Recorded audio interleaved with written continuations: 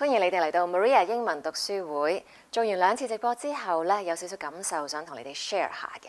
雖然 Maria 英文讀書會可以俾你同你小朋友聽同埋學多啲英文，但係我身為香港人，其實我係好重視廣東話嘅。咁希望你哋注重英文嘅同時呢，都唔好忽略廣東話，因為廣東話係屬於我哋嘅。希望我哋可以一齊保護廣東話呢個語言，將佢延續落去。好啦，上次直播咧，我哋就讀 Harry Potter and the Philosopher's Stone by J.K. Rowling Chapter 3尾2個頁。今日我哋就由呢度開始啦，讀埋 Chapter 4同埋 Chapter 5。Let's begin this adventure together. 5 minutes to go, Harry heard something creak outside. He hoped the roof wasn't going to fall.Although he might be warmer if it did. 4 minutes to go. Maybe the house in Privet Drive would be so full of letters when they got back that he'd be able to steal one somehow. 3 minutes to go. Was that the sea? Slapping hard on the rock like that? And 2 minutes to go. What was that funny crunching noise?Was the rock crumbling into the sea? 1 minute to go and he'd be 11. 30 seconds. 20. 10. 9. Maybe he'd wake Dudley up just to annoy him. 3. 2. 1. Boom! The whole shack shivered and Harry sat bolt upright.Staring at the door, someone was outside knocking to come in. End of Chapter 3. Chapter 4, The Keeper of the Keys. Boom! They knocked again. Dudley jerked awake. Where's the cannon? He said stupidly.There was a crash behind them, and Uncle Vernon came skidding into the room. He was holding a rifle in his hand. Now they knew what had been in the long, thin package he had brought with them. "Who's there?" he shouted. "I warn you, I'm armed." There was a pause. Then smash! The door was hit with such force that it swung clean off its hinges.And with a deafening crash landed flat on the floor. A giant of a man was standing in the doorway. His face was almost completely hidden by a long, shaggy mane of hair and a wild, tangled beard. But you could make out his eyes, glinting like black beetles under all the hair. The giant squeezed his way into the hut.Stooping so that his head just brushed the ceiling. He bent down, picked up the door, and fitted it easily back into its frame. The noise of the storm outside dropped a little. He turned to look at them all. "Couldn't make us a cup of tea, could ya? It's not been an easy journey."He strode over to the sofa where Dudley sat frozen with fear.Budge up, you great lump, said the stranger. Dudley squeaked and ran to hide behind his mother, who was crouching, terrified, behind Uncle Vernon. "And here's Harry," said the giant. Harry looked up into the fierce, wild, shadowy face and saw that the beetle eyes were crinkled in a smile.Last time I saw you, you was only a baby," said the giant. "You look a lot like your dad, but you've got your mum's eyes." Uncle Vernon made a funny rasping noise. "I demand that you leave at once, sir," he said. "You're breaking and entering." "Oh, shut up, Dursley, you great prune," said the giant.He reached over the back of the sofa, jerked the gun out of Uncle Vernon's hands, bent it into a knot as easily as if it had been made of rubber, and threw it into a corner of the room. Uncle Vernon made another funny noise, like a mouse being trodden on. "Anyway, Harry," said the giant, turning his back on the Dursleys, "a very happy birthday to ya. Got something for ya here? I might have sat on it at some point, but it'll taste all right." From an inside pocket of his black overcoat, he pulled a slightly squashed box. Harry opened it with trembling hands. Inside was a large, sticky chocolate cake with "Happy Birthday, Harry" written on it in green icing. Harry looked up at the giant. He meant to say thank you, but the words got lost on the way to his mouth, and what he said instead was, "Who are you?" The giant chuckled. "True. I haven't introduced myself. Rubeus Hagrid, keeper of keys and grounds at Hogwarts." He held out an enormous hand and shook Harry's whole arm. "What about that tea then, huh?" he said, rubbing his hands together.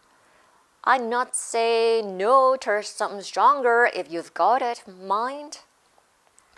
His eyes fell on the empty grate with the shriveled crisp packets in it, and he snorted.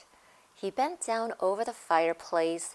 They couldn't see what he was doing, but when he drew back a second later, there was a roaring fire there.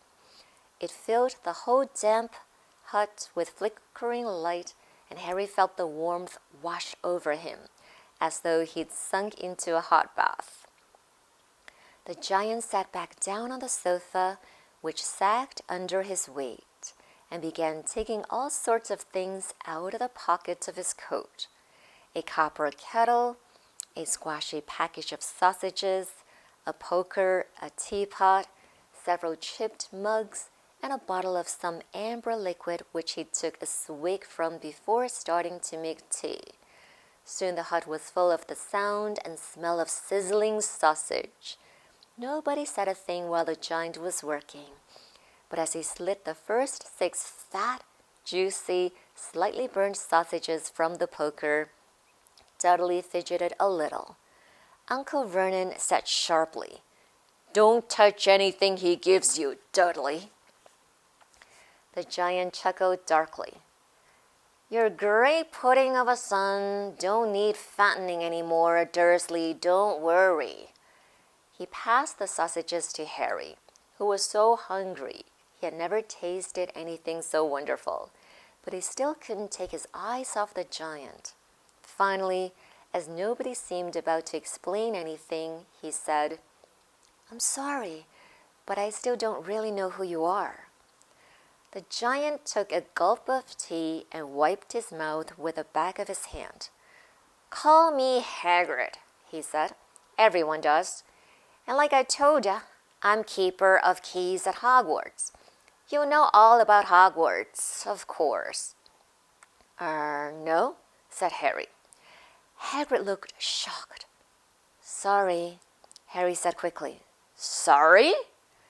barked Hagrid, turning to stare at the Dursleys, who shrank back into the shadows. "It's them as should be sorry. I knew you weren't getting your letters, but I never thought you wouldn't even know about Hogwarts. For crying out loud, do you never wonder where your parents learned it all?" "All what?" asked Harry. "All what?" Hagrid thundered. "Now wait just 1 second." He had leapt to his feet. In his anger, he seemed to fill the whole hut. The Dursleys were cowering against the wall. "Do you mean to tell me," he growled at the Dursleys, "that this boy knows nothing about anything?" Harry thought this was going a bit far. He had been to school after all, and his marks weren't bad. "I know some things," he said. "I can, do maths and stuff." But Hagrid simply waved his hand and said, "About our world. I mean, your world, my world, your parents' world." "What world?" Hagrid looked as if he was about to explode. "Dursley!" he boomed. Uncle Vernon, who had gone very pale, whispered something that sounded like Mimble Wimble. Hagrid stared wildly at Harry. "But you must know about your mom and dad," he said. "I mean, they're famous. You're famous." "What? My mom and dad weren't famous, were they?" "You don't know? You don't know?" Hagrid ran his fingers through his hair, fixing Harry with a bewildered stare. "You don't know what you are?" he said finally. Uncle Vernon suddenly found his voice. "Stop," he commanded.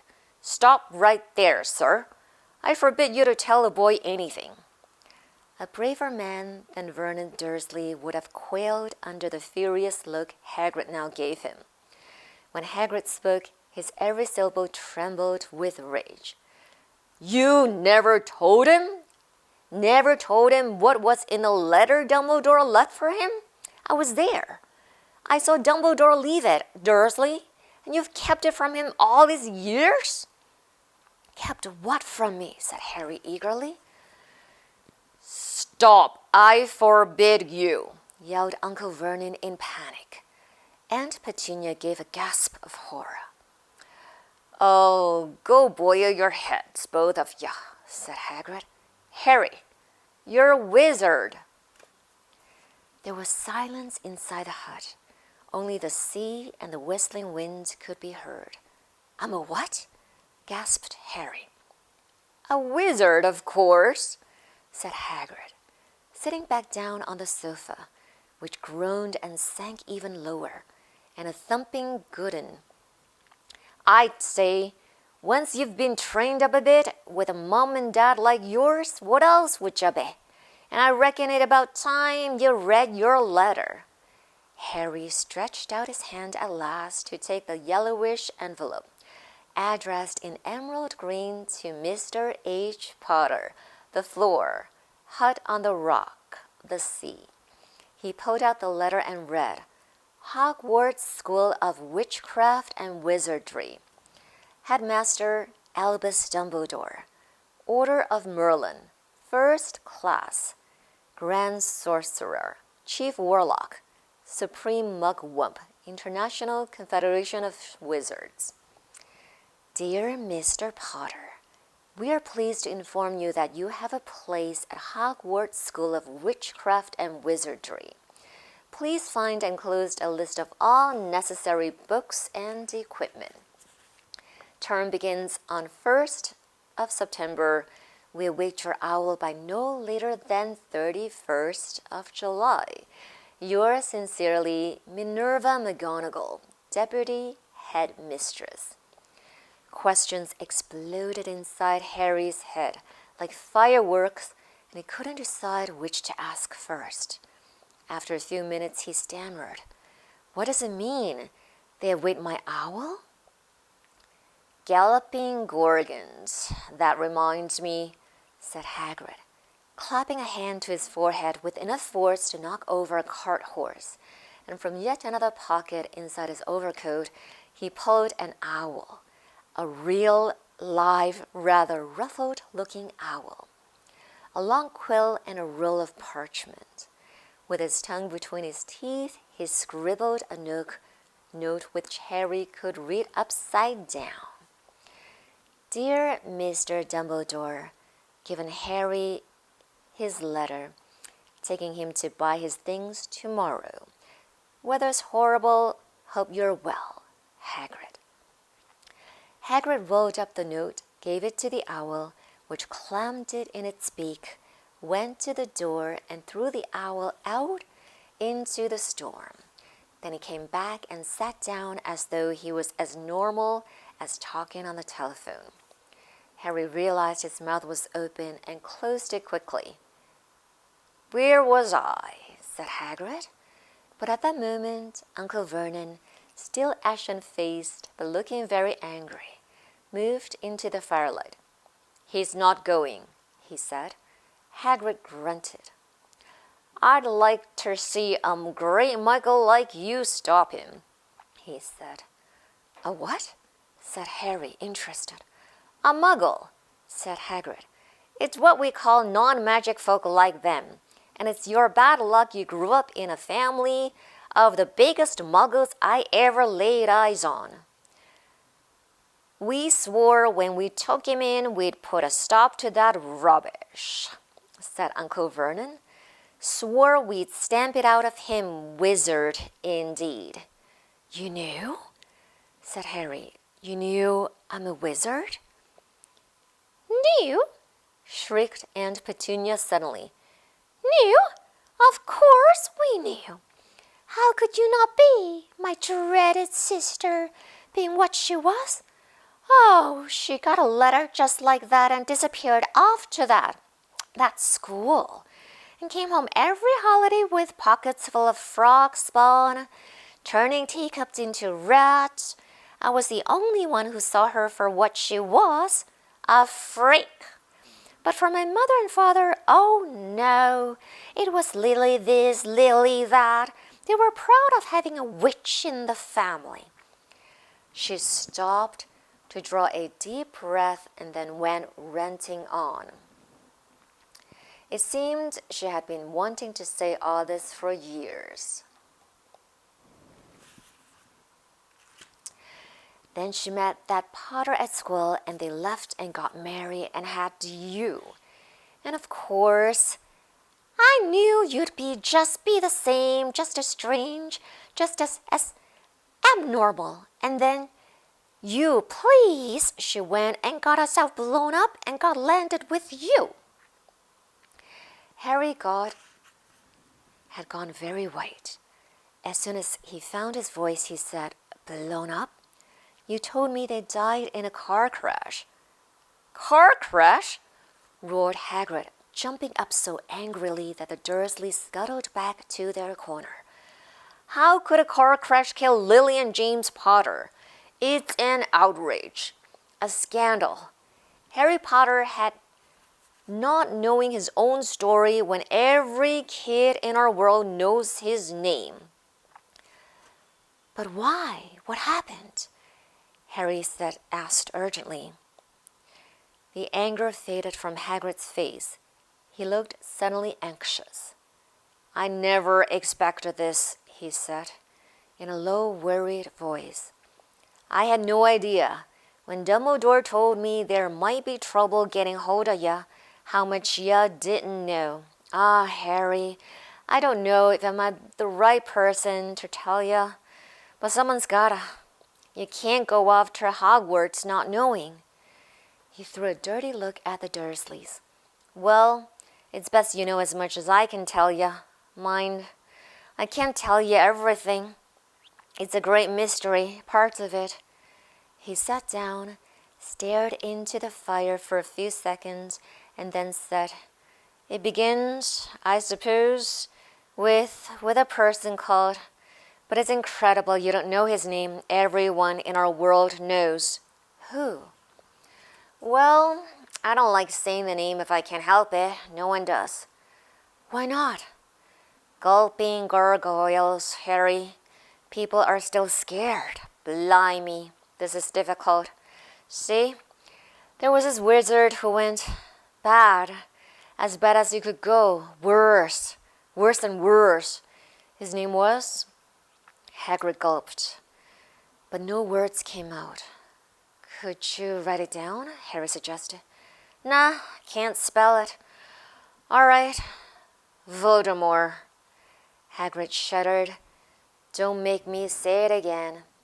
Anyway, this wizard, about 20 years ago, now, started looking for followers, got 'em too.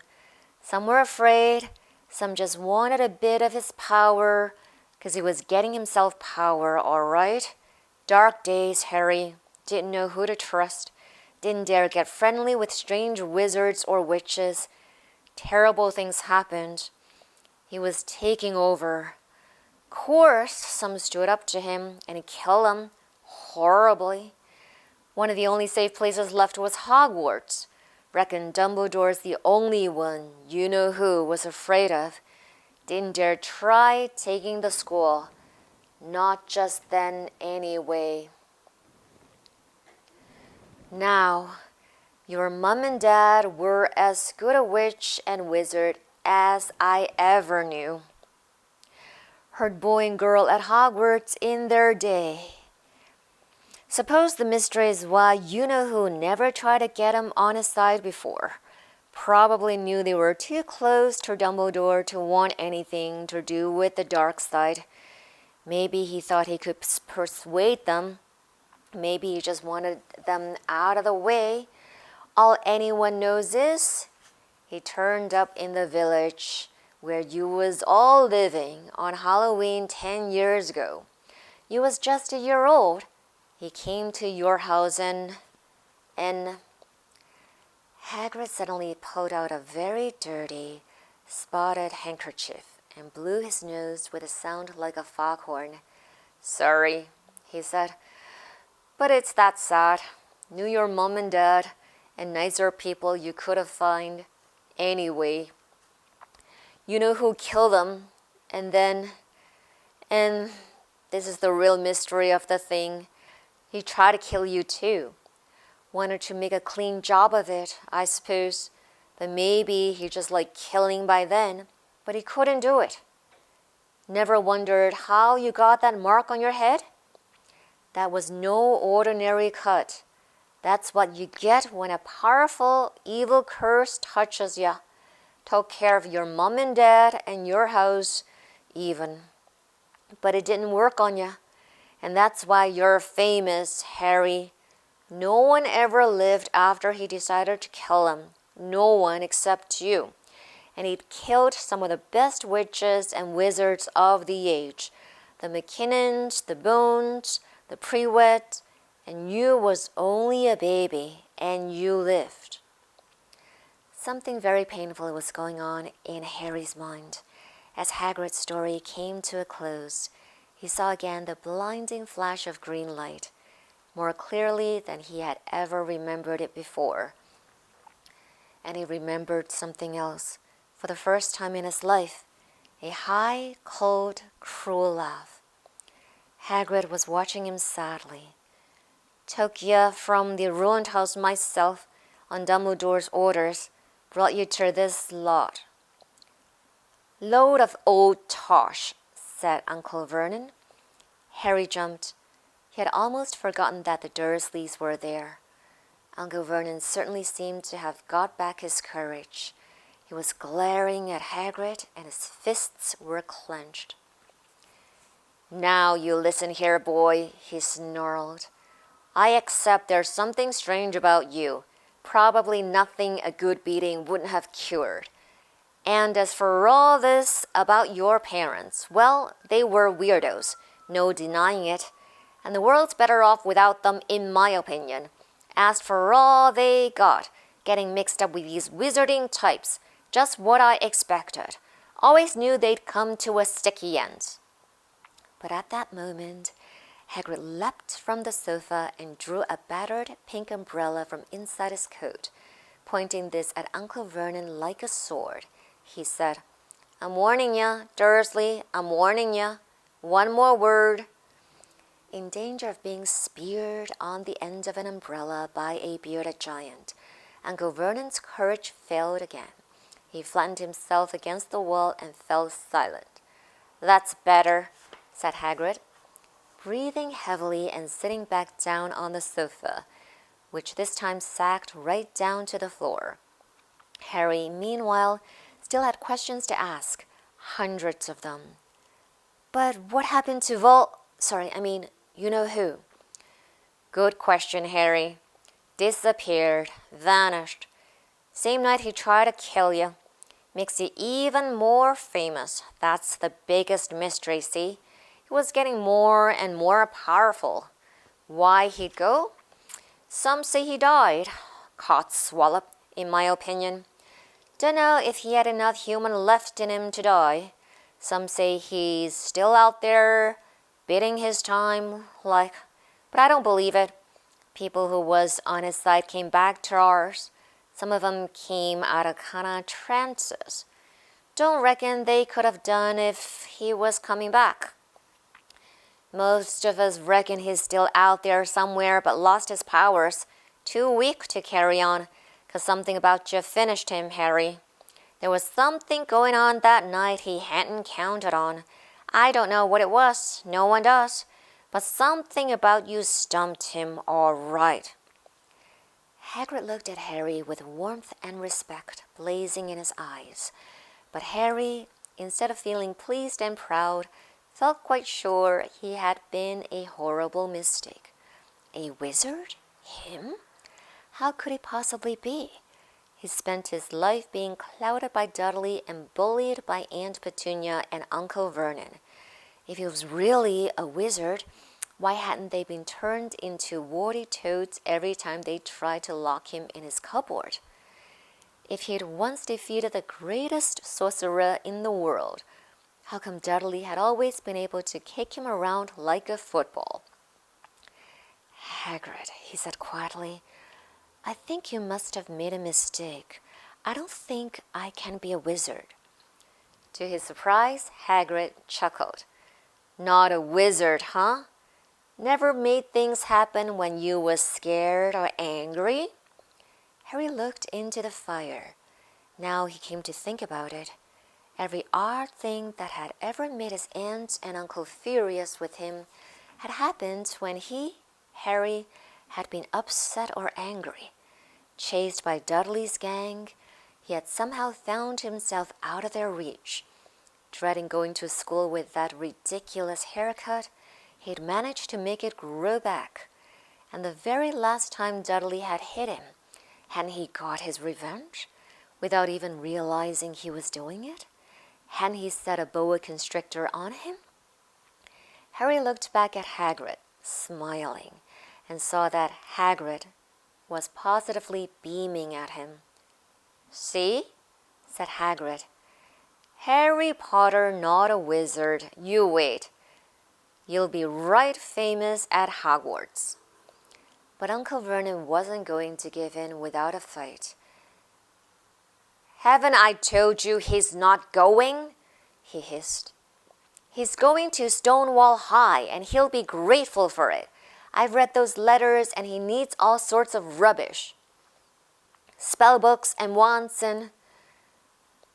If he wants to go, a great muggle like you won't stop him, growled Hagrid.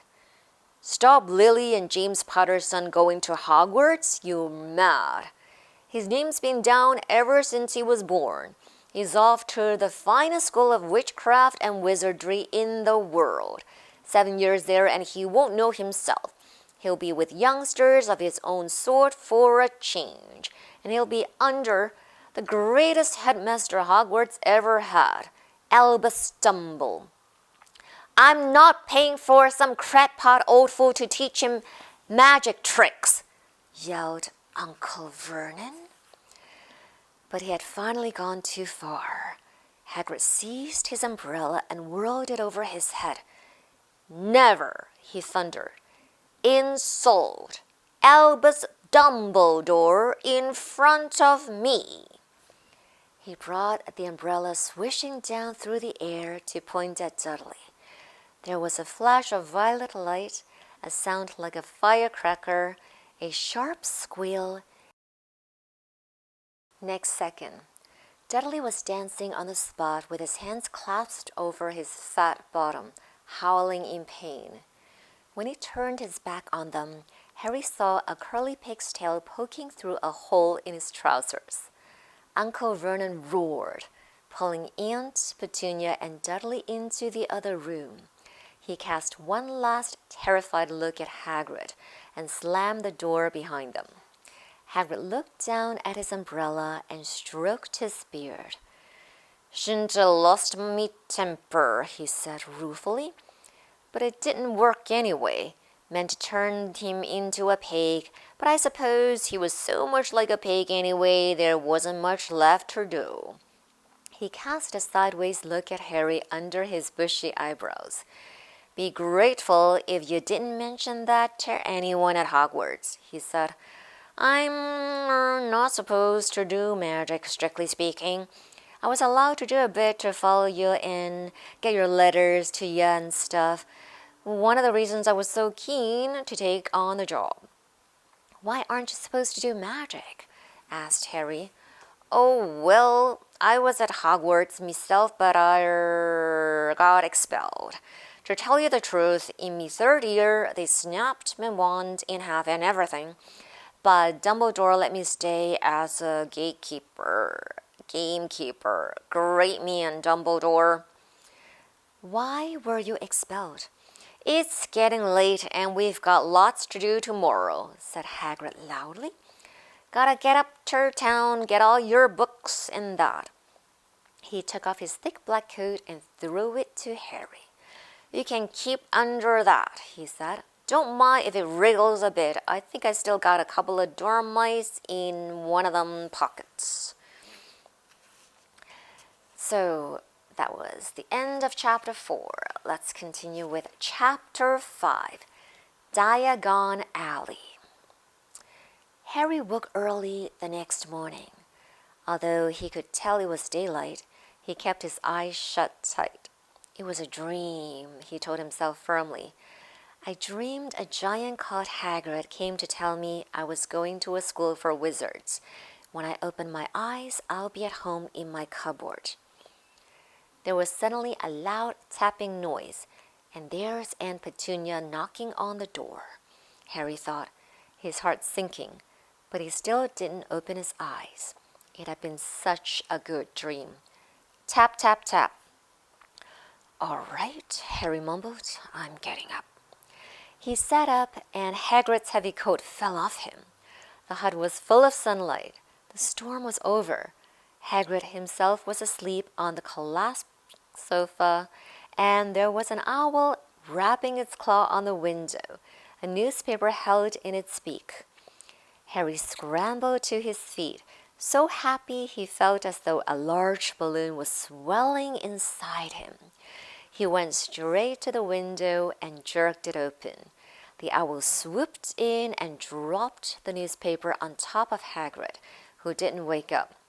The owl then fluttered onto the floor and began to attack Hagrid's coat. Don't do that. Harry tried to wave the owl out of the way, but it snapped its beak fiercely at him and carried on savaging the coat. Hagrid, said Harry loudly, there's an owl. Pay him. Hagrid grunted into the sofa. What? He wants paying for delivering the paper. Look in the pockets. Hagrid's coat seemed to be made of nothing but pockets. Bunches of keys, slug pellets, balls of string, mint humbugs, tea bags. Finally, Harry pulled out a handful of strange-looking coins. Give him 5 knuts, said Hagrid sleepily. Knuts? The little bronze ones. Harry counted out 5 little bronze coins, and the owl held out its legs so he could put the money into a smaller leather pouch tied to it. Then it flew off through the open window. Hagrid yawned loudly, sat up and stretched. Best be off, Harry. Lots to do today. Gotta get up to London and buy you all your stuff for school. Harry was turning over the wizard coins and looking at them. He had just thought of something which made him feel as though the happy balloon inside had got a puncture. Hagrid? Said Hagrid, who was pulling on his huge boots. I haven't got any money. And you heard Uncle Vernon last night? He won't pay me to go and learn magic. Don't worry about it, said Hagrid, standing up and scratching his head. Do you think your parents didn't leave you anything? But if their house was destroyed, they didn't keep their gold in the house, boy. Nah, first stop for us is Gringotts, Wizard's Bank. Have a sausage. They're not bad cold, and I wouldn't say no to a bit of your birthday cake neither. Wizards have banks?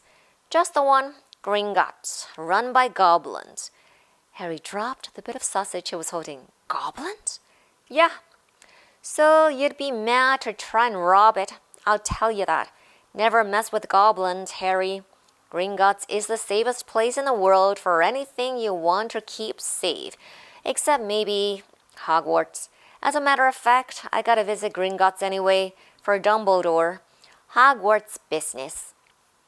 Hagrid drew himself up proudly. He usually gets me to do important stuff for him.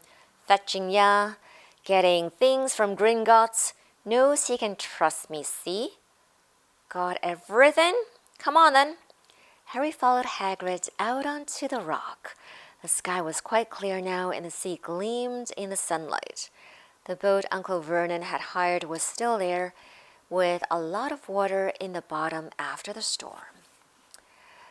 How did you get here? Harry asked, looking for another boat. Flew, said Hagrid. Flew? Yeah. But we'll go back in this. Not supposed to use magic now if I got ya. They settled down in the boat, Harry still staring at Hagrid, trying to imagine him flying. Seems a shame to row, though, said Hagrid, giving Harry another of his sideways look. If I was to speed things up a bit, would you mind not mentioning it at Hogwarts? Of course not, said Harry, eager to see more magic. Hagrid pulled out the pink umbrella again, tapped it twice on the side of the boat, and they sped off towards land. Why would you be mad to try and rob Gringotts? Harry asked. Spells, enchantments, said Hagrid, unfolding his newspaper as he spoke. They say there's dragons guarding the high security vaults, and then you gotta find your way. Gringotts is hundreds of miles under London, see? Deep under the underground. You'd die of hunger trying to get out, even if you did manage to get your hands on some. Harry sat and thought about this whole Hagrid, read his newspaper. While Hagrid read his newspaper, the Daily Prophet. Harry had learned from Uncle Vernon that people liked to be left alone while they did this, but it was very difficult. He'd never had so many questions in his life. Ministry of Magic messing things up as usual, Hagrid muttered, turning the page. There's a Ministry of Magic? Harry asked, before he could stop himself. Course, said Hagrid. They wanted Dumbledore for minister, of course, but he'd never leave Hogwarts, so old. Cornelius Fudge got the job. Bungler, if ever there was one. So he pelts Dumbledore with owls every morning, asking for advice. But what does a Ministry of Magic do? Well, their main job is to keep it from the muggles, that there are still witches and wizards up and down the country. Why? Why? Blimey, Harry, everyone be wanting magic solutions to their problems. Nah, we're best left alone. At this moment, the boat bumped gently into the harbor wall. Hagrid folded up his newspaper and they clambered up the stone steps onto the street. Passers-by stared a lot at Hagrid as they walked through the little town to the station. Harry couldn't blame them. Not only was Hagrid twice as tall as anyone else, he kept pointing at perfectly ordinary things like parking meters and saying loudly, "See that, Harry? Things these muggles dream up, huh?" Hagrid, said Harry, panting a bit as he ran to keep up. Did you say there are dragons at Gringotts? Well, so they say, said Hagrid. Crikey, I'd like a dragon. You'd like one? Wanted one ever since I was a kid. Here we go. They had reached the station. There was a train to London in 5 minutes' time. Hagrid, who didn't understand muggle money, as he called it, gave the notes to Harry so he could buy their tickets. People stared more than ever on the train. Hagrid took up 2 seats and sat knitting what looked like a canary yellow circus tent. Still got your letter, Harry? He asked as he counted stitches. Harry took the parchment envelope out of his pocket. Good. said Hagrid. "There's a list there of everything you need." Harry unfolded a second piece of paper he had noticed the night before and read, "Hogwarts School of Witchcraft and Wizardry. Uniform. First-year students will require 1. 3 sets of plain work robes, black. 2. 1 plain pointed hat, black, for day wear. 3. 1 pair of protective gloves, dragon hide or similar. 4. 1 winter cloak, black, silver fastenings. Please note that all pupils' clothes should carry name tags. Set books. All students should have a copy of each of the following: The Standard Book of Spells, Grade 1, by Miranda Goshawk. A History of Magic by Bathilda Bagshot. Magical Theory by Adelbert Waffling. A Beginner's Guide to Transfiguration by Americ Switch. 1000 Magical Herbs and Fungi by Philosopher. Magical Draughts and Potions by Arsenius Jigger. Fantastic Beasts and Where to Find Them by Newt Scamander. The Dark Forces, A Guide to Self-Protection by Quentin Trimble. Other equipment: 1 wand, 1 cauldron pewter, standard size 2, 1 set glass or crystal phials, 1 telescope, 1 set brass scales. Students may also bring an owl or cat or toad. Parents are reminded that first years are not allowed their own broomsticks. "Can we buy all this in London?" Harry wondered aloud. "If you know where to go," said Hagrid. Harry had never been to London before. Although Hagrid seemed to know where he was going, he was obviously not used to getting there on an ordinary way. He got stuck in the ticket barrier on the underground and complained loudly that the seats were too small and the trains too slow. "I don't know how the Muggles manage without magic," he said, as they climbed a broken-down escalator which led up to a bustling road lined with shops. Hagrid was so huge that he parted the crowd easily. All Harry had to do was keep close behind him. They passed bookshops and music stores, hamburger bars and cinemas, but nowhere that looked as if it could sell you a magic wand. This was just an ordinary street full of ordinary people. Could there really be piles of wizard gold buried miles beneath them? Were there really shops that sold spell books and broomsticks? Might this not all be some huge joke that the Dursleys had cooked up? If Harry had known that the Dursleys had no sense of humor, he might have thought so. Yet somehow, even though everything Hagrid had told him so far was unbelievable, Harry couldn't help trusting him. "This is it," said Hagrid, coming to a halt. "The Leaky Cauldron. It's a famous place." It was a tiny, grubby-looking pub. If Hagrid hadn't pointed it out, Harry wouldn't have noticed it was there. The people hurrying by didn't glance at it. Their eyes slid from the big bookshop on one side to the record shop on the other, as if they couldn't see the Leaky Cauldron at all. In fact, Harry had the most peculiar feeling that only he and Hagrid could see it. Before he could mention this, Hagrid had steered him inside. For a famous place, it was very dark and shabby. A few old women were sitting in a corner, drinking tiny glasses of sherry. One of them was smoking a long pipe. A little man in a top hat was talking to the old barman, who was quite bald and looked like a gummy walnut. The low buzz of chatter stopped when they walked in. Everyone seemed to know Hagrid. They waved and smiled at him, and the barman reached for a glass, saying, "The usual, Hagrid?" "Can't, Tom. I'm on Hogwarts business," said Hagrid, clapping his great hand on Harry's shoulder and making Harry's knees buckle.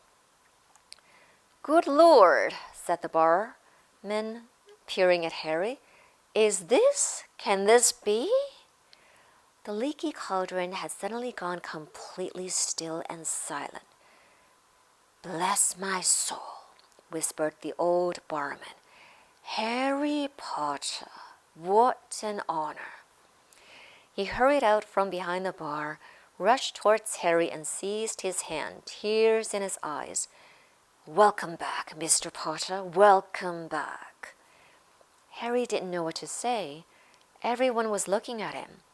The old woman with a pipe was puffing on it without realizing it had gone out. Hagrid was beaming.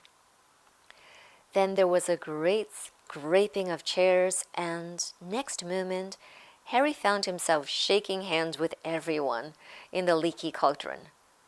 "Doris Crockford, Mr. Potter. Can't believe I'm meeting you at last. So proud, Mr. Potter. I'm just so proud. Always wanted to shake your hands. I'm all of a flutter." "Delighted, Mr. Potter. Just can't tell ya. Diggle's the name, Daedalus Diggle." "I've seen you before," said Harry, as Daedalus Diggle's top hat fell off in his excitement. "You bowed to me once in a shop." "He remembers," cried Daedalus Diggle, looking around at everyone. "Did you hear that? He remembers me." Harry shook hands again and again. Doris Crockford kept coming back for more. A pale young man made his way forward, very nervously. One of his eyes was twitching. "Professor Quirrell?" said Hagrid. "Harry, Professor Quirrell will be one of your teachers at Hogwarts." "Potter," stammered Professor Quirrell, grasping Harry's hand. "Can't tell you how pleased I am to meet you." "What sort of magic do you teach, Professor Quirrell?" "Defense against the dark arts," muttered Professor Quirrell, as though he'd rather not think about it. Not that you need it, Potter." He laughed nervously. "You'll be getting all your equipment, I suppose. I've got to pick up a new book on vampires myself." He looked terrified at the very thought, but the others wouldn't let Professor Quirrell keep Harry to himself. It took almost 10 minutes to get away from them all at last. Hagrid managed to make himself heard over the babble. "Must get on, lots to buy. Come on, Harry." Doris Crockford shook Harry's hand one last time, and Hagrid led them through the bar and out into a small walled courtyard, where there was nothing but a dustbin and a few weeds. Hagrid grinned at Harry. "Told ya, didn't I? Told ya you was famous. Even Professor Quirrell was trembling to meet ya. Mind ya, he's usually trembling." "Is he always that nervous?" "Oh, yeah. Poor bloke, brilliant mind. He was fine while he was studying out of books, but then he took a year off to get some first-hand experience. They say he met vampires in the Black Forest, and there was a nasty bit of trouble with a hag. Never been the same since. Scared of the students, scared of his own subject. Now, where's me umbrella?" "Vampires? Hags?" Harry's head was swimming. Hagrid, meanwhile, was counting breaks in the wall above the dustbin. "They're up to a cross," he muttered. "Right, stand back, Harry." He tapped the wall 3 times with the point of his umbrella. The break he had touched quivered. It wriggled. In the middle, a small hole appeared. It grew wider and wider, and a second later they were facing an archway large enough even for Hagrid, an archway onto a cobbled street which twisted and turned out of sight. "Welcome," said Hagrid, "to Diagon Alley." He grinned at Harry's amazement. They stepped through the archway. Harry looked quickly over his shoulder and saw the archway shrink instantly back into solid wall. The sun shone brightly on a stack of cauldrons outside the nearest shop. Cauldrons, all sizes, copper, brass, pewter, silver, self-stirring, collapsible, and a sign hanging over them. Yeah, you'll be needing one, said Hagrid, but we gotta get your money first. Harry wished he had about 8 more eyes. He turned his head in every direction as they walked up the street, trying to look at everything at once. The shops, the things outside them, the people doing their shopping. A plump woman outside an Apothecaries was shaking her head as they passed, saying, "Dragon liver, 16 sickles an ounce. They're mad." A low, soft hooting came from a dark shop with a sign saying, "Ilops Owl Emporium." Tawny, Screech, Barn, Brown, and Snowy. Several boys of about Harry's age had their noses pressed against a window with broomsticks in it. "Look," Harry heard one of them say, "the new Nimbus 2000, fast as ever." There were shops selling robes, shops selling telescopes, and strange silver instruments Harry had never seen before, windows stacked with barrels of bat spleens and eels' eyes, tottering piles of spell books, quills and rolls of parchment, potion bottles, globes of the moon. "Gringotts," said Hagrid. They had reached a snowy white building which towered over the other little shops. Standing beside its burnished bronze doors, wearing a uniform of scarlet and gold, was... "Yeah, that's a goblin," said Hagrid quietly as they walked up the white stone steps towards him. The goblin was about a head shorter than Harry. He had a swarthy, clever face, a pointed beard, and Harry noticed very long fingers and feet. He bowed as they walked inside. Now they were facing a second pair of doors, silver this time, with words engraved upon them. "Enter, stranger, but take heed of what awaits the sin of greed. For those who take but do not earn must pay most dearly in their turn. So if you seek beneath our floors a treasure that was never yours, thief, you have been warned. Beware of finding more than treasure there." "Like I said, you'd be mad to try and rob it," said Hagrid. A pair of goblins bowed them through the silver doors, and they were in a vast marble hall. About 100 more goblins were sitting on high stools behind a long counter, scribbling in large ledgers, weighing coins on brass scales, examining precious stones through eyeglasses. There were too many doors to count leading off the hall, and yet more goblins were showing people in and out of these. Hagrid and Harry made for the counter. "Morning," said Hagrid to a free goblin. "We've come to take some money out of Mr. Harry Potter's safe." "You have his keys, sir?" "Got it here somewhere," said Hagrid, and he started emptying his pockets onto the counter, scattering a handful of moldy dog biscuits over the goblin's book of numbers. The goblin wrinkled his nose. Harry watched the goblin on their right weighing a pile of rubies as big as glowing coals. "Got it," said Hagrid at last, holding up a tiny golden key. The goblin looked at it closely. "That seems to be in order." "And I've also got a letter here from Professor Dumbledore," said Hagrid importantly, throwing out his chest. "It's about the you-know-what in Vault 713. The goblin read the letter carefully. "Very well," he said, handing it back to Hagrid. "I will have someone take you down to both vaults. Griphook?" Griphook was yet another goblin. Once Hagrid had crammed all the dog biscuits back into his pockets. He and Harry followed Griphook towards one of the doors leading off the hall. What's the you-know-what in Vault 713? Harry asked. Can't tell you that, said Hagrid mysteriously. Very secret. Hogwarts business. Dumbledore's trusted me. More'n my job's worth to tell you that. Griphook held the door open for them. Harry, who had expected more marble, was surprised.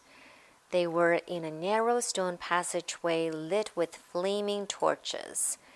It sloped steeply downwards, and there were little railway tracks on the floor. Griphook whistled, and a small cart came hurtling up the tracks towards them. They climbed it, Hagrid with some difficulty, and were off. At first, they just hurtled through a maze of twisting passages. Harry tried to remember. Left, right, left, middle, fork, right, left. But it was impossible. The rattling cart seemed to know its own way, because Griphook wasn't steering. Harry's eyes stung as the cold air rushed past them, but he kept them wide open. Once he thought he saw a burst of fire at the end of a passage and twisted around to see if it was a dragon. But too late, they plunged even deeper, passing an underground lake where huge stalactites and stalagmites grew from the ceiling and floor. I never know, Harry called to Hagrid over the noise of the cart. What's the difference between a stalagmite and a stalactite? Stalagmite's got M in it, said Hagrid, and don't ask me questions just now. I think I'm going to be sick. He did look very green, and when the cart stopped at last beside a small door in the passage wall, Hagrid got out and had to lean against the wall to stop his knees trembling. Griphook unlocked the door. A lot of green smoke came billowing out, and as it cleared, Harry gasped. Inside were mounds of gold coins, columns of silver, heaps of little bronze knuts. All yours, smiled Hagrid. All Harry's? It was incredible. The Dursleys couldn't have known about this, or they'd have had it from him faster than blinking. How often had they complained how much Harry cost them to keep? And all the time there had been a small fortune belonging to him, buried deep under London. Hagrid helped Harry pile some of it into a bag. The gold ones are galleons, he explained. 17 silver sickles to a galleon and 29 knuts to a sickle. It's easy enough. Right. That should be enough for a couple of terms. We'll keep the rest safe for ya. He turned to Griphook. Vault 713 now, please. And can we go more slowly? One speed only, said Griphook. They were going even deeper now and gathering speed. The air became colder and colder as they hurtled round tight corners. They went rattling over an underground ravine, and Harry leant over the side to try and see what was down at the dark bottom, but Hagrid groaned and pulled him back by the scruff of his neck. Vault 713 had no keyhole. Stand back, said Griphook importantly. He stroked the door gently with one of his long fingers, and it simply melted away. If anyone but a Gringotts goblin tried that, they'd be sucked through the door and trapped in there, said Griphook. How often do you check to see if anyone's inside? Harry asked. About once every 10 years, said Griphook with a rather nasty grin. Something really extraordinary had to be inside this top security vault, Harry was sure, and he leant forward eagerly, expecting to see fabulous jewels at the very least, but at first he thought it was empty. Then he noticed a grubby little package wrapped up in brown paper lying on the floor. Hagrid picked it up and tucked it deep inside his coat. Harry longed to know what it was, but knew better than to ask. Come on, back in this infernal cart, and don't talk to me on the way back. It's best if I keep me mouth shut, said Hagrid. One wild cart ride later, they stood blinking in the sunlight outside Gringotts. Harry didn't know where to run first now that he had a bag full of money. He didn't have to know how many galleons there were to a pound to know that he was holding more money than he'd had in his whole life, more money than even Dudley had ever had. Might as well get your uniform, said Hagrid, nodding towards Madame Malkin's robes for all occasions. Listen, Harry, would you mind if I slipped off or pick me up in a leaky cauldron? I hate them Gringotts carts. He did still look a bit sick, so Harry entered Madame Malkin's shop alone, feeling nervous. Madame Malkin was a squat, smiling witch dressed all in mauve. Hogwarts, dear, she said, when Harry started to speak. Got the lot here, another young man being fitted up just now, in fact. In the back of the shop, a boy with a pale, pointed face was standing on a footstool, while a second witch pinned up his long black robes. Madame Malkin stood Harry on a stool next to him, slipped a long robe over his head and began to pin it to the right length. Hello, said the boy. Hogwarts too? Yes, said Harry. My father's next door buying my books and mother's up the street looking at wands, said the boy. He had a bored, drawling voice. Then I'm going to drag them off to look at racing brooms. I don't see why first years can't have their own. I think I'll bully my father into getting me one and I'll smuggle it in somehow. Harry was strongly reminded of Dudley. Have you got your own broom? The boy went on. No, said Harry. Play Quidditch at all? No, Harry said again, wondering what on earth Quidditch could be. I do. Father says it's a crime if I'm not picked to play for my house, and I must say I agree. Know what house you'll be in yet? No, said Harry, feeling more stupid by the minute. Well, no one really knows until they get there, do they? But I know I'll be in Slytherin. All our family have been. Imagine being Hufflepuff. I think I'd leave, wouldn't you? Said Harry, wishing he could say something a bit more interesting. I say, look at that man, said the boy suddenly, nodding towards the front window. Hagrid was standing there, grinning at Harry and pointing at 2 large ice creams to show he couldn't come in. That's Hagrid, said Harry, pleased to know something the boy didn't. He works at Hogwarts. Oh, said the boy, I've heard of him. He's sort of servant, isn't he? He's the gamekeeper, said Harry. He was liking the boy less and less every second. Yes, exactly. I heard he's sort of savage. Lives in a hut in the school ground, and every now and then he gets drunk. Tries to do magic and ends up setting fire to his bed. I think he's brilliant, said Harry coldly. Do you? Said the boy with a slight sneer. Why is he with you? Where are your parents? They're dead, said Harry shortly. He didn't feel much like going into the matter with this boy. Oh, sorry, said the other, not sounding sorry at all. But they were our kind, weren't they? They were a witch and wizard, if that's what you mean.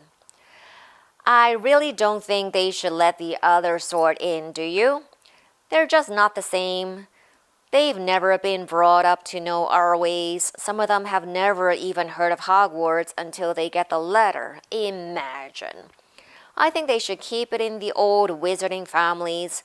What's your surname anyway? But before Harry could answer, Madame Malkin said, That's you, Don, my dear. And Harry, not sorry for an excuse to stop talking to the boy, hopped down from the footstool. "Well, I'll see you at Hogwarts, I suppose," said the drooling boy. Harry was rather quiet as he ate the ice cream Hagrid had bought him, chocolate and raspberry with chopped nuts. "What's up?" said Hagrid. "Nothing," Harry lied. They stopped to buy parchment and quills. Harry cheered up a bit when he found a bottle of ink that changed color as he wrote.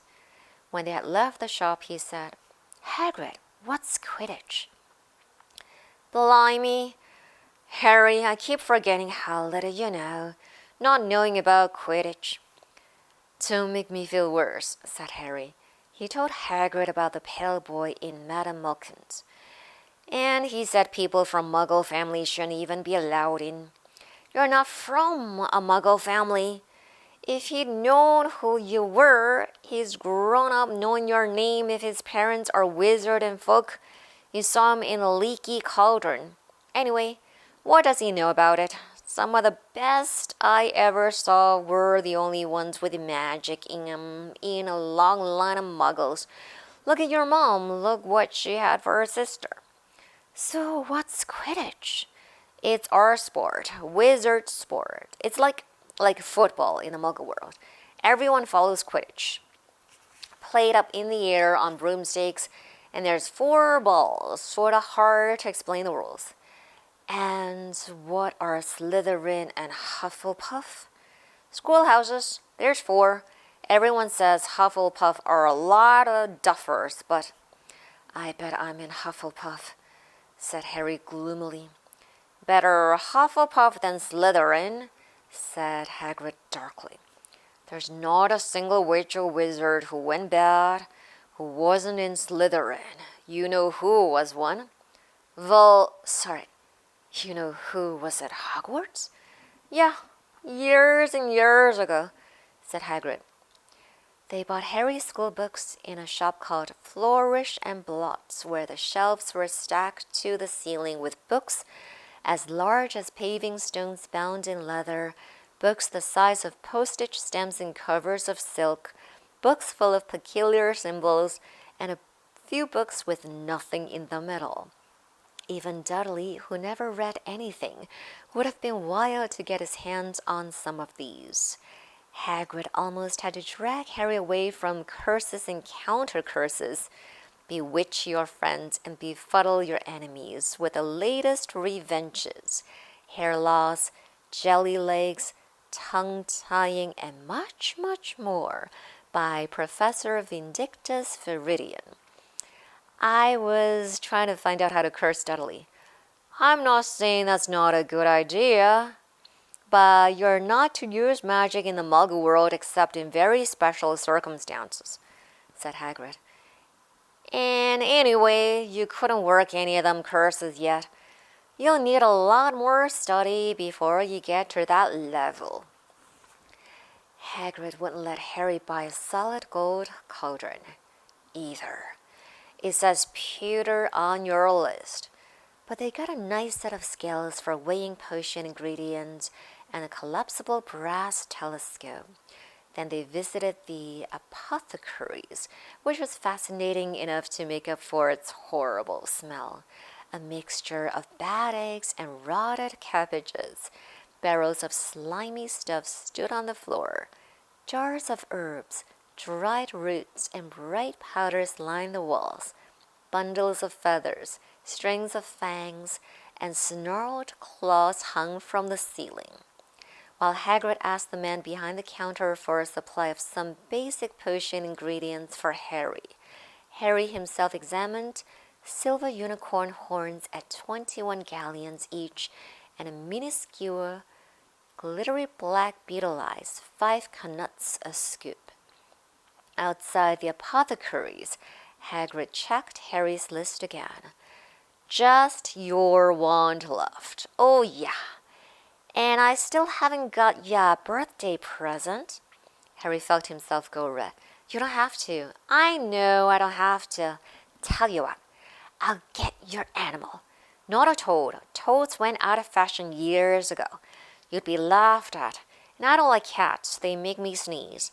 I'll get you an owl. All the kids want owls. They're dead useful. Carry your post and everything." 20 minutes later, they left Ilop's Owl Emporium, which had been dark and full of rustling and flickering, jewel-bright eyes. Harry now carried a large cage which held a beautiful snowy owl, fast asleep with her head under her wing. He couldn't stop stammering his thanks, sounding like Professor Quirrell. "Don't mention it," said Hagrid gruffly. "Don't expect you've had a lot of presents from them Dursleys. Just Ollivanders left now. Only place for wands. Ollivanders, and you gotta have the best wand. A magic wand." This was what Harry had been really looking forward to. The last shop was narrow and shabby. Peeling gold letters over the door read Ollivanders, makers of fine wands since 382 BC. A single wand lay on a faded purple cushion in the dusty window. A tinkling bell rang somewhere in the depths of the shop as they stepped inside. It was a tiny place, empty except for a single spindly chair which Hagrid sat on to wait. Harry felt strangely as though he had entered a very strict library. He swallowed a lot of new questions which had just occurred to him and looked instead at the thousands of narrow boxes piled neatly right up to the ceiling. For some reason, the back of his neck prickled. The very dust and silence in here seemed to tingle with some secret magic. "Good afternoon," said a soft voice. Harry jumped. Hagrid must have jumped too, because there was a loud crunching noise and he got quickly off the spindly chair. An old man was standing before them, his wide, pale eyes shining like moons through the gloom of the shop. "Hello," said Harry awkwardly. "Yes," said the man. Yes. I thought I'd be seeing you soon, Harry Potter." It wasn't a question. "You have your mother's eyes. It seems only yesterday she was in here herself, buying her first wand, 10¼ inches long. Swishy, made of willow. Nice wand for charm work." Mr. Ollivander moved closer to Harry. Harry wished he would blink. Those silvery eyes were a bit creepy. "Your father, on the other hand, favored a mahogany wand, 11 inches, pliable. A little more power and excellent for transfiguration. Well, I say your father favored it. It's really the wand that chooses the wizard, of course." Mr. Ollivander had come so close that he and Harry were almost nose to nose. Harry could see himself reflected in those misty eyes. And that's where Mr. Ollivander touched the lightning scar on Harry's forehead with a long white finger. "I'm sorry to say I saw the one that did it," he said softly. 13½ inches. Phew. Powerful wand, very powerful, and in the wrong hands. Well, I'd known what that wand was going out into the world to do. If only I knew. He shook his head and then, to Harry's relief, spotted Hagrid. Rubeus, Hagrid! How nice to see you again. Oak, 16 inches, rather bendy, wasn't it?" "It was, sir. Yes," said Hagrid. "Good wand, that one, but I suppose they snapped it in half when you got expelled," said Mr. Ollivander, suddenly stern. Yes, they did, yes," said Hagrid, shuffling his feet. "I've still got the pieces, though," he added brightly. "But you don't use them," said Mr. Ollivander sharply. "Oh, no, sir," said Hagrid quickly. Harry noticed he gripped his pink umbrella very tightly as he spoke. said Mr. Ollivander, giving Hagrid a piercing look. Well, now, Mr. Potter, let me see. He pulled a long tape measure with silver markings out of his pocket. Which is your wand arm? Well, I'm right-handed, said Harry. Hold out your arm. That's it. He measured Harry from shoulder to finger, then wrist to elbow, shoulder to floor, knee to armpit, and round his head. As he measured, he said, Every Ollivander wand has a core of very powerful magical substance, Mr. Potter. We use unicorn hairs, phoenix tail feathers, and the heartstrings of dragons. No two Ollivander wands are the same, just as no two unicorns, dragons, or phoenixes are quite the same. And of course, you will never get such good results with another wizard's wands. Harry suddenly realized that the tape measure, which was measuring between his nostrils, was doing this on its own. Mr. Ollivander was flitting around the shelves, taking down boxes. That will do, he said, and the tape measure crumpled into a heap on the floor. Right then, Mr. Potter, try this one. Beechwood and dragon heart string, 9 inches, nice and flexible. Just take it and give it a wave. Harry took the wand and, feeling foolish, waved it around a bit, but Mr. Ollivander snatched it out of his hand almost at once. Maple and phoenix feathers, 7 inches. Quite whippy. Try. Harry tried, but he had hardly raised the wand when it, too, was snatched back by Mr. Ollivander. No, here.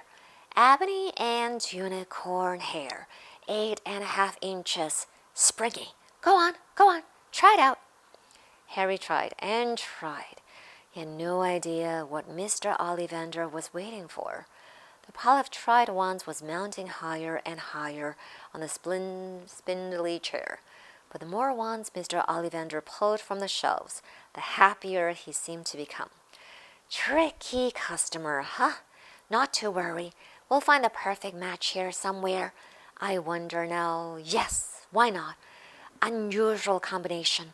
Holy and phoenix feather, 11 inches, nice and supple. Harry took the wand. He felt a sudden warmth in his fingers.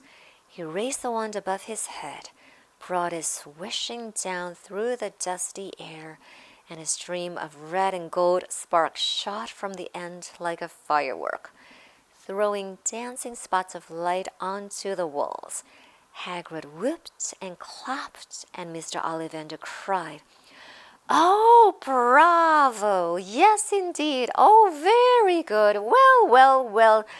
How curious. How very curious. He put Harry's wand back into its box and wrapped it in brown paper, still muttering, Curious. Sorry, Harry said, but what's curious? Mr. Ollivander fixed Harry with a pale stare. I remember every wand I've ever sold, Mr. Potter.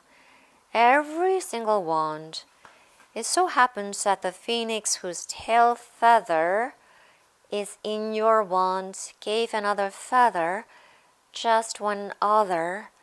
It is very curious indeed that you should be destined for this wand when its brother, why, its brother gave you that scar. Harry swallowed. Yes, 13.5 inches. Phew. Curious indeed how these things happen. This wand chooses the wizard, remember. I think we must expect great things from you, Mr. Potter. After all, he who must not be named did great things. Terrible, but great. Harry shivered. He wasn't sure he liked Mr. Ollivander too much. He paid 7 gold galleons for his wand, and Mr. Ollivander borrowed them from his shop. The late afternoon sun hung low in the sky as Harry and Hagrid made their way back down Diagon alley, back through the wall, back through the leaky cauldron, now empty. Harry didn't speak at all as they walked down the road. He didn't even notice how much people were gawping at them on the underground, laden as they were with all their funny-shaped packages. With a sleepy, snowy owl on Harry's lap, up another escalator, out into Paddington Station. Harry only realized where they were when Hagrid tapped him on the shoulder. "Got time for a bite to eat before your train leaves?" he said. He bought Harry a hamburger, and they sat down on plastic seats to eat them. Harry kept looking around. Everything looked so strange somehow. "You are right, Harry. You're very quiet," said Hagrid. Harry wasn't sure he could explain. He just had the best birthday of his life, and yet he chewed his hamburger, trying to find the words. "Everyone thinks I'm special," he said at last. "All those people in the leaky cauldron, Professor Quirrell, Mr. Ollivander, but I don't know anything about magic at all. How can they expect great things? I'm famous, and I can't even remember what I'm famous for. I don't know what happened when the night my parents died." Hagrid leant across the table. Behind the wild beard and eyebrows he wore a very kind smile. "Don't you worry, Harry. You'll learn fast enough. Everyone starts at the beginning at Hogwarts. You'll be just fine. Just be yourself. I know it's hard.